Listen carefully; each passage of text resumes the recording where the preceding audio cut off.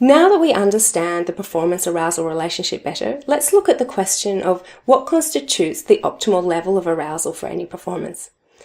This is going to depend on two factors. The first of these is task characteristic. So what we mean by this is, what type of dancing do you have to do? What is it like? If the dancing that you have to perform is very easy for you, you will be able to tolerate very high levels of arousal before the task becomes impacted.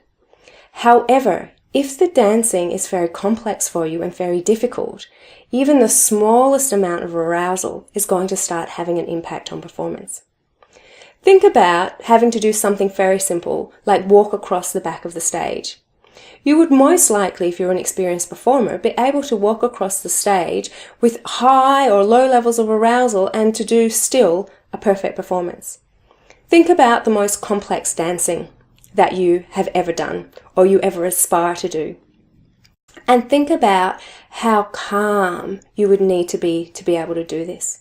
That even the smallest amount of arousal, the smallest amount of shaking, the smallest amount of falling off balance, not being able to control your breath, how that would impact your performance.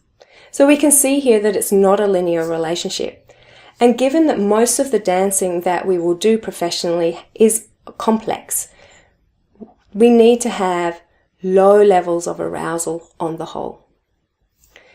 The second point to consider is the characteristics of the individual. So an individual who has generally lower levels of arousal than a dancer who has higher levels of arousal is going to perform tasks differently as well. So often, before going on stage, side of stage, there can be group activities. Now these will only work if dancers all have similar types of arousal levels.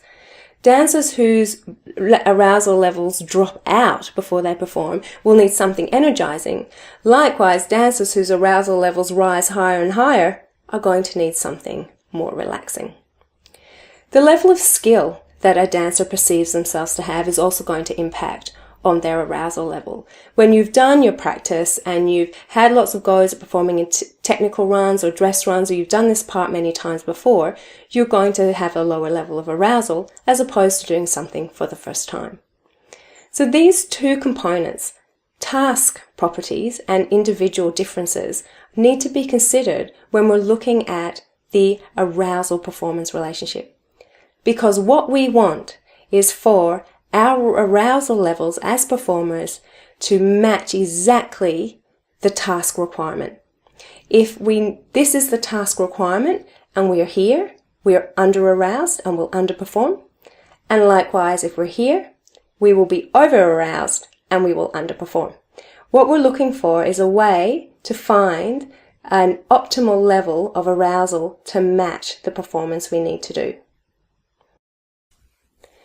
In the next section, there's a small activity for you to consider your arousal levels across a day that's normal for you or a day that's significant. You'll see this form.